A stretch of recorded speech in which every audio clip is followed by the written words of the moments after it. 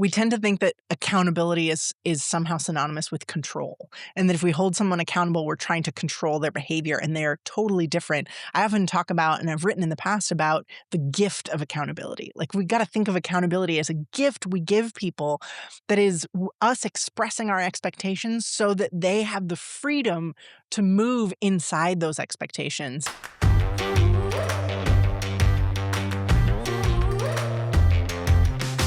Hello and welcome, everyone, to Inside Conscience-Driven Leadership. I'm your host, Hanna Miller. And I am Julie Euber, co-conspirator and cancer survivor. Congratulations again on that. That's always exciting. Yeah, I'm here for it. For those of you who are unfamiliar, Conscience-Driven Leadership is a model for leadership that I authored that is focused on intuitive leadership. And it's a model for intuitive leaders who are driven by their conscience, not a drive for success or money or power, but driven to use their intuition to help build systems that help people. So you can learn more at conscience-drivenleadership.com, and we will talk about it more here on the podcast. We covered some of the basics in season 1. Yes, and a really key aspect of CDL is trust physics. And that is a way to stay whole in your relationships by holding people accountable in a way that drives relationships forward and not down. Indeed. And accountability is honestly where this whole thing started, because accountability is the problem I encounter most with my clients at every level of leadership of why don't people do what I want them to do? How do I make people do what I need them to do? And how do I do that without being a big meanie that everyone hates? Right? Like, I don't, and so, because I work with conscience-driven leaders, they tend to they care about people. They don't want to be assholes. So they're like, how do I do accountability without being an asshole? And I wound up developing what is the heart of trust physics, which is the accountability sequence with clients actively who needed help doing this, because this is how I ran the circus. Like, when I figured out how to hold people accountable, it was through these steps. And so codifying those steps and practicing them with clients eventually led to trust physics. Yeah, it's fantastic. And I'm curious if you can just bring it down to the more basic level before we kind of get into those steps of what is accountability. Yes, because words are so important. We're nerds about words, and we like it that way. So let's start with the common definition of accountability. And this is what, when I start talking about accountability, people usually assume I mean, which is I take responsibility for my actions, right? Accountability as a thing, as a characteristic of me as a person. I am a person who holds myself accountable. You don't have to hold me accountable, which is problematic, because then if someone needs to hold you accountable, which is a very reasonable thing that will happen to all of us, then that means you needed to be held accountable. And that must mean you are a terrible person who is unaccountable and therefore bad. So I don't like that definition. So let's go a level deeper. If we're talking about leadership, we're talking about helping people align their behavior with expectations. We went deep into expectations last episode about how expectations are the building blocks of trust. It's how people know what we want from them. And so sometimes as a leader, we have to align people. And that's closer, certainly, right? Alignment is important in trust physics. Helping people's behavior and their align with your expectations. Clearly, the thing is that is holding someone accountable. But for trust physics, it's deeper than that, because trust physics doesn't wait for the rupture to happen. It doesn't wait until a relationship needs repair to engage with accountability. So in trust physics, the definition of accountability is the act of naming and addressing misalignment so people, relationships, and systems can stay whole. Because, right, we love wholeness. We like integrity, which is about wholeness in this model. And so accountability is the conversation we're always having to keep misalignment at bay and to address it as soon as it appears so that it doesn't lead to, oh no, the relationship is doomed. When I think about accountability in a work setting, especially, I think about how one way that people feel good about going to work and love their job is when they feel like their work matters. when they feel like they're really doing something, their work is contributing to something bigger than them, whether that is the relationships they have on the job or if it's the mission that they're serving at their organization. They really want to contribute to something bigger and not feel like they're just doing busy work that goes nowhere. So, accountability is really the gift of knowing what the work takes. If people don't know what success looks like, they may feel like they're just feeling around in the dark without knowing if their efforts are going to be successful or if they're going to disappoint you. And so I think we shy away sometimes from accountability, especially from the beginning, because we want to just say, "Oh, I trust you to do this. This is great." But if they don't know what the edges are, if they don't know what success looks like, they're going to spend so much time just trying to find those boundaries that they're never actually going to get to the work. Absolutely. And right, that's about agency. That's about, it's we tend to think that accountability is somehow synonymous with control. And that if we hold someone accountable, we're trying to control their behavior, and they're totally different. I often talk about, and I've written in the past about the gift of accountability. Like, we got to think of accountability as a gift we give people that is us expressing our expectations so that they have the freedom to move inside those expectations instead of finding out after the fact that they failed to meet our expectations. Because if accountability is about telling someone when they failed, not how to succeed and what success looks like, then it's punitive, it's controlling, it's no fun for either person, and it absolutely ruptures the relationship and makes trust harder to rebuild.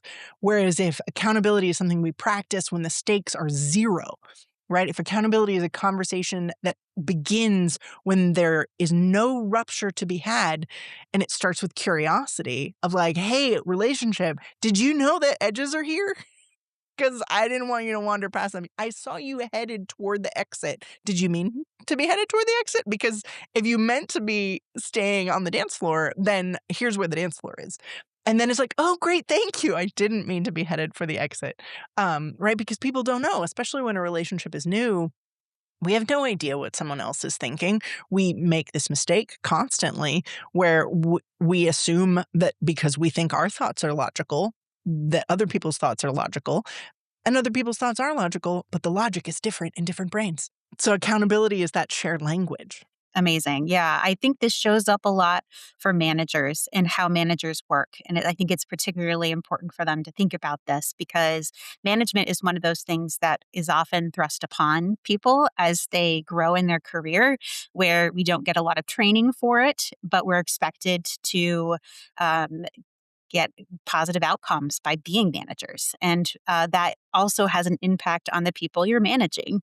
And they are whole people who deserve a positive work environment. And yet sometimes are managed by people who never got the training to know what that looks like. And so I think this is a really key thing you can do if you are a manager and you want to make sure that you are setting yourself up for success and your employees up for success. Because in the end, it's the same thing. Really, what that looks like, that doesn't look like is saying, okay, well, just do your job and I'll let you know if you're doing it wrong. And that often means the manager hasn't really thought through what success looks like, or they're not sure. So they just kind of want to see it at play and then tell someone that they're doing something wrong if it's not quite what you think it should be. And then that target's going to move because if you don't know what it is, there are a lot more wrong options than right options. Ain't that the truth? And you're touching on something that I see happen all the time. And I don't think it happens as much in conscience-driven cultures where there is conscience-driven leadership because conscience-driven leaders understand the people they're leading very well. And so they tend to promote people with an aptitude for management and with an aptitude for people and communication. But in most businesses, in most situations and cultures, especially in corporate environments, people get promoted as a reward for excellent performance. People get promoted not because they get made manager, not because they are demonstrating any skill at management, but because they are an individual contributor who is kicking ass at their job. And so what do they get? More money, yes, but they also get the one thing they are best at taken away from them. And they are then given this whole new job that they have no idea how to do, because an individual contributor is generally not somebody who loved the like group project. And management is a group project. Like if you're good at group projects, you should be in management, because it's about making sure you communicate constantly to everyone. It's about understanding different people's skills and talents and struggles and conflict styles and navigating all of that to make sure the work gets done. And it requires caring about people. And a lot of times an individual contributor is like, please just let me do a really good job and leave me alone. And then they wind up in management, and all they know how to do is just let me do it. Or you're doing that wrong, do it how I do it, which most people can't do, because really excellent contributors tend to be special in that way, which is great. Haven't we heard that all the time of like, why can't you just do it the way that I would? Just do it the right way. But that hasn't if that hasn't been communicated, we all have different brains. And if they don't know what the target is, yeah, they're going to be doing a lot of things that you wouldn't do. Absolutely. And I use the CliftonStrengths assessment for this all the time, because it's a really great shorthand for understanding the different thoughts, feelings, and the different patterns of thought, feeling, and behavior that drive people and motivate people and that they operate in, because we are all different, right? Like, and I love it because this is just an aside on strengths and why it's great, is because I grew up in a circus, and a circus is a strengths-based organization, right? An acrobat is somebody who can do backflips and tumble around. That requires a certain body type and size, right? Like acrobats have short torsos, long limbs, and they're not very tall typically. That is how they do all the bouncy flippy stuff. I would make a really crappy acrobat. I would crack my head open because I am not turning over. I'm long in the torso, on the tall side, broad in the bone. It's just not what I'm wired for. But I have other talents that are very useful, right? Like I like to be in the spotlight. I like to talk to people. These are the kinds of jobs that I'm good at. So you can identify who belongs in what job by looking at them in many cases in the circus, or by seeing what they perform. Like juggling is a skill. If you can juggle or you can't. If you can juggle better. You can juggle knives and fire. We can amplify a skill, but we can't start from scratch unless you're 5. We assume people work like us because we don't have another mental model. We don't know what it's like to be in someone else's brain. And so if we have a language that identifies someone's talent, we can go, oh, your brain works like that. Cool. My brain works like this. Here's the places we should overlap. Here's the places we should not overlap, and we should work independently. So it's a helpful tool. That's great. I think that makes a lot of sense.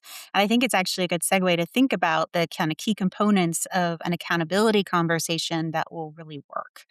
Because it's often easy to name what isn't working, but really finding those tools so that a manager can say, I want to care about people. I want to set them up for success, but where do I start? I think this is a good place to start and a good place to really think. So we can kind of break this down, but I just want to name them first is really it takes presence, vulnerability, and repair. So let's start on the presence side. It's the choice to actively be there in the conversation. And this is something that we as a society isn't as practiced in as perhaps we used to be. We are noses in our phones. We are easily distracted. Our attention spans are shorter because of kind of the short form videos we're watching and the kind of quick entertainment that we see in our society. But it's one reason that when you can be very present and when you are really in a conversation, that really matters. So you're not thinking about what you're going to say next while they're talking. You're not kind of engrossed in your own thoughts and interpretations of what they're saying. You're not making up the story behind what they're saying. You're committed to listening and to keep working through a hard conversation. So, it's very easy for your brain just to go wild of, oh, they said this. I think this is why they said it and this and this and this. And now you're building up this story that they're not even party to. They have no idea. Yeah. Yeah, but if you're present and you're listening and you're asking the questions and inviting them into your brain, then that's a really key aspect of having accountability conversation. Do you have examples of that or other things you'd add to that, Hannah? I mean, I think I would tie it to the first step in the accountability sequence, which is curiosity. And I think, curiosity is the touchstone that I think we have to return to constantly when we're trying to do accountability conversations, because you're right. As soon as there's a story in my head about what's happening, I'm not curious anymore. I'm curious. Maybe I'm curious about the story in my head, but I'm not curious about the person and their experience and what's going on. I think culturally, we're at a moment where curiosity is really not encouraged.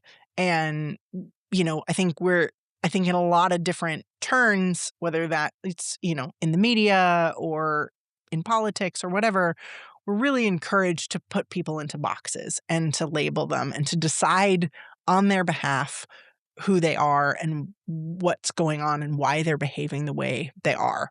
And we don't know. We never know why someone is behaving the way they are. And we have another saying in leadership that gets passed around a lot: assume positive intent. And assume positive intent is a nice idea, but it's still an assumption. Yeah. And curiosity is what gets you past an assumption and to the reality. And the reality could be that this is somebody who isn't going to tell you the truth. That's an option. But curiosity gets you to it keeps you in the present. It keeps you in the moment because you're wondering what's going on with them. And I think that that just connects everything. That makes you a human in a room with another human, or a human in a Zoom or on a phone call with another human. And that's really necessary. You can't do accountability in a way that is about repair and about healing relationships and about correcting misalignment if you're making assumptions. Yeah, I want to go back to that phrase of assuming good intent. I think that really protects the status quo. It puts um, manipulative boundaries around what you're allowed to question and what you're not. And it can put a hold on being present and asking honest and having honest conversation. So I'm glad you brought that out, and it sounds like we have very similar thoughts around it. Yeah, I really enjoyed your face when I said that phrase. You were like, uh-uh. I don't think And I was so. so happy because I feel like that's something that we have talked about at Sarsuff in the past when we've worked together is like, and it's great, right? Like I have a kind of counter to that that's in trust physics, and that's something I talk about all the time, which I call mustard. Right, which is don't because mustard is a great flavor, but too much of it and it ruins everything, right? Like mustard is the only thing you can taste when mustard is involved most of the time.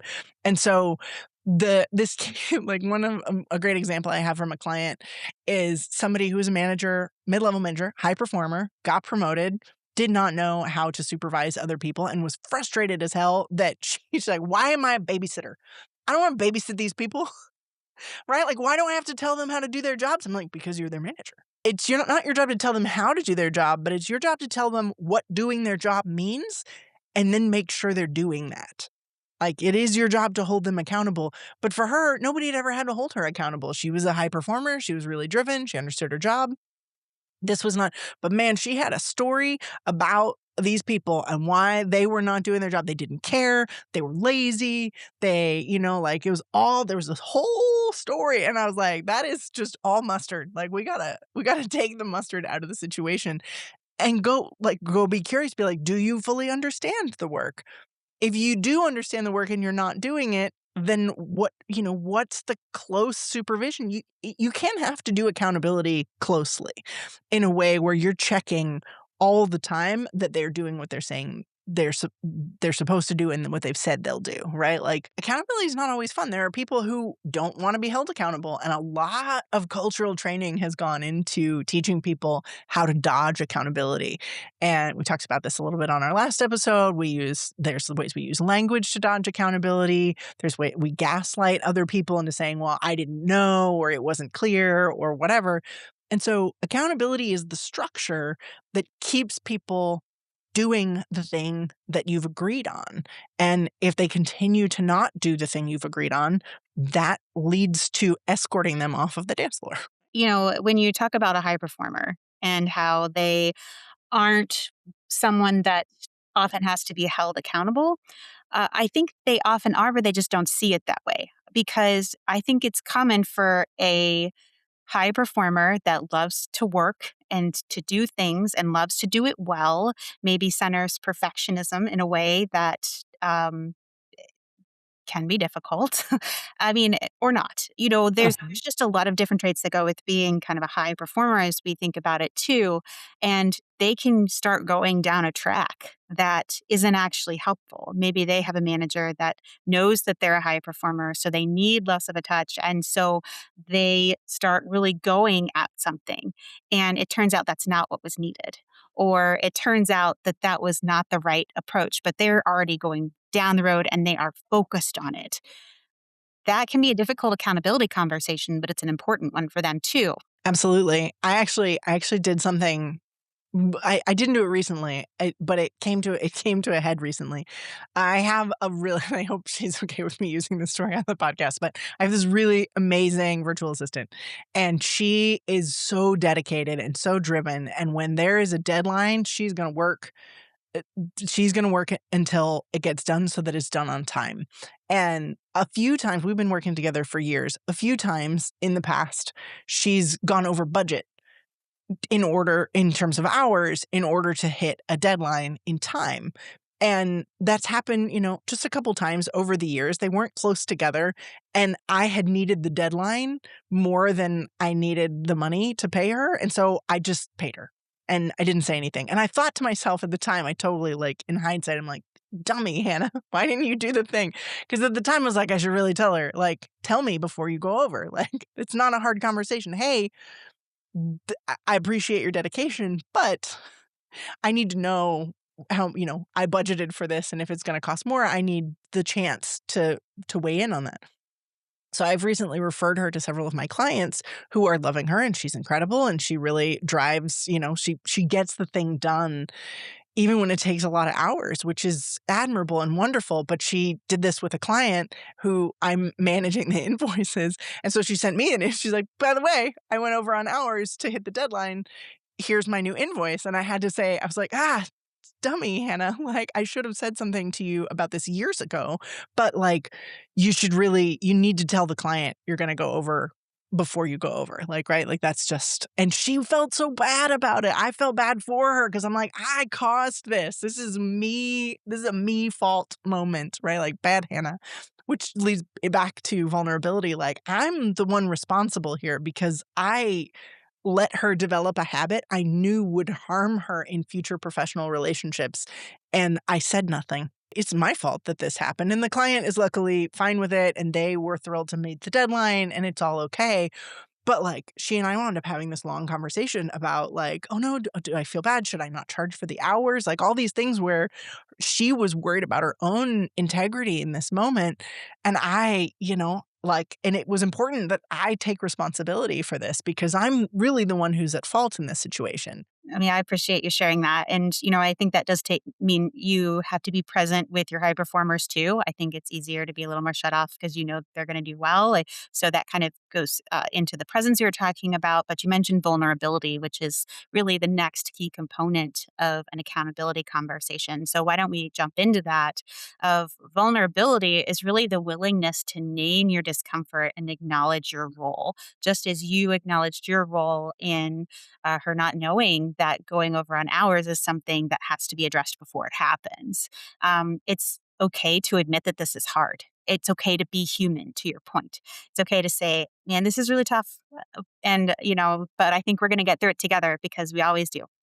In many ways, it gives the other person permission for it to be uncomfortable too, which is really important. Right, because they can't read your mind, and if you're in a position of authority, they assume that you're fine, and this is easy for you, or you're upset with them. Like, they're gonna make a bunch of assumptions because especially nobody likes to be told they've done something wrong, and so it's really important, like, it's hard every time I have a conversation that requires holding somebody accountable, it's painful, it's uncomfortable. Like, I was, when I had to talk to my assistant, I was like, "Oh, crap, I feel bad about this. I don't want to." I felt so bad I didn't do it the other times, which is right, like, which is the big no-no. I'm like, I literally wrote a book on accountability, and here is an example of me failing right here in the present moment Awesome. Um, but you reminding them that you're a human so that they can be a human and you can be two humans repairing a relationship. That's what matters way more. The accountability sequence in the book will walk you through the 5 conversations that need to happen to make accountability work. And you can do them perfectly, but if you're not a human in them, then you haven't done them perfectly. And you could do them real wrong, and if you've got presence, vulnerability, and repair strong on the plate, you are gonna be just fine, right? Because presence, vulnerability, repair is what keeps mustard off the plate. Yeah. And I think this is really valuable in that scenario we talked about of a manager that isn't really defining what success is. Uh, they need to be a person with that employee so that the employee can say, I don't quite know what the goal here is. Can we talk about it? And it's possible the manager doesn't know and doesn't have the information they need to know what it is. That takes vulnerability to say, you know what? I don't know that yet. So can we talk through it? What does it look like on the ground? What do we really want to do with this? Let's set these together. Or I admit I don't know. And the first time we do it, it may not be perfect, but let's take joint ownership of that. This is not you doing something wrong. This is us figuring this out. And I think that takes the vulnerability and the presence into being people. So we've talked about presence, we've talked about vulnerability. So you mentioned repair. So repair is really owning when you get it wrong, naming it, correcting it, keep continuing to go, and it keeps those relationships whole. And those are kind of the 3. And I think together they're really powerful in any scenario you find yourself in. And I think they all really help you be really authentic. Yeah. Well, and repair is ultimately being willing to engage in accountability yourself and recognizing that when you make a mistake, right? Like, and owning your part in it and taking responsibility, because it's your job as a leader to make the relationship repair. It's their choice whether they want to stay in a relationship that's whole, but it's your job to make sure the conditions for repair exist. And you will make mistakes. We will all do it. And owning when you do and being willing to do the thing, it well could have been that I could have paid my assistant instead of my client. If my client hadn't had it in the budget, then I absolutely would have eaten that, because that's my responsibility, not hers. And I know that I created that problem. So that's an example of how I could repair this situation if it had been necessary. Luckily, we've got good relationships all around, and it was in the budget this time. It's not in the budget next time. Everybody knows that now. We are clear and crystal and great. Yeah, no, that's fantastic. So it sounds like clarity and safety are really key in these things.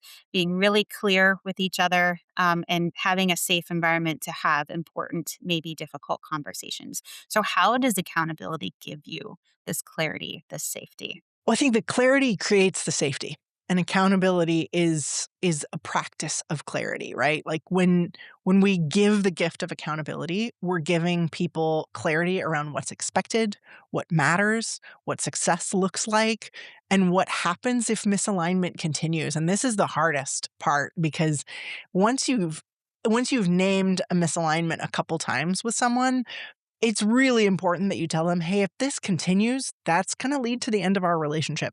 I need that to not be a surprise for you if it happens. We are not to that point yet, but we are at the corner where that becomes in view. And it's in view for me, so I need to make sure it's in view for you.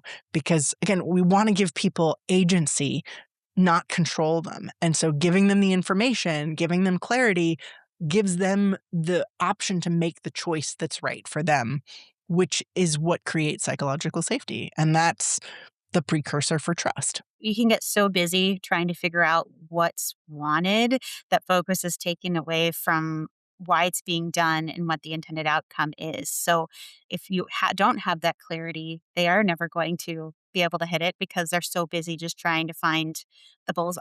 Either they're trying to figure out where the bullseye is, or they're trying to figure out how not to, fire into the crowd. Like, they don't know right or wrong. And you need to give people both. They need to know both where is the wrong way and where is the right way. And when we give people both of those things, those gifts of accountability, we give them the clarity of what success looks like, and we give them the clarity of what failure looks like. Then we get a gift as leaders of their best performance. right? Because they can show up.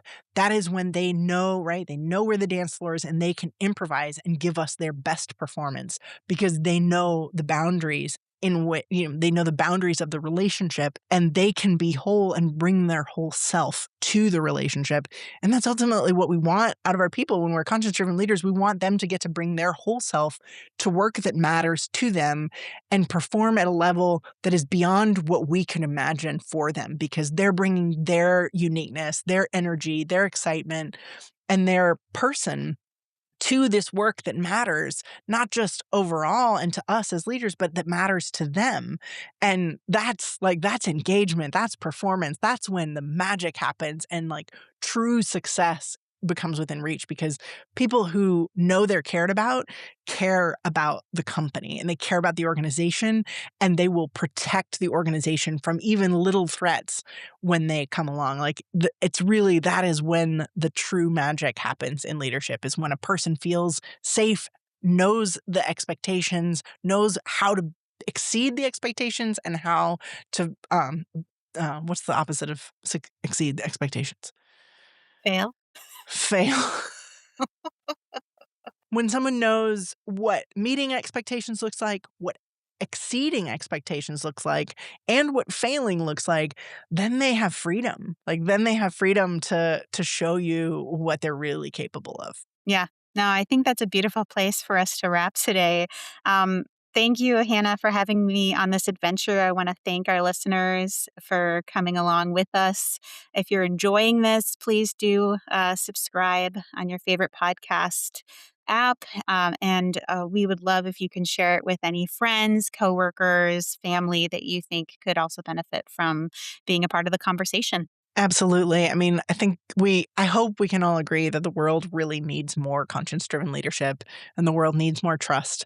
And that's why I've been writing and creating these models. It's why Julie and I are having these conversations and decided to share them with all of you. So thank you for listening. Yes, please share comments, or not comments, but reviews are super crazy helpful.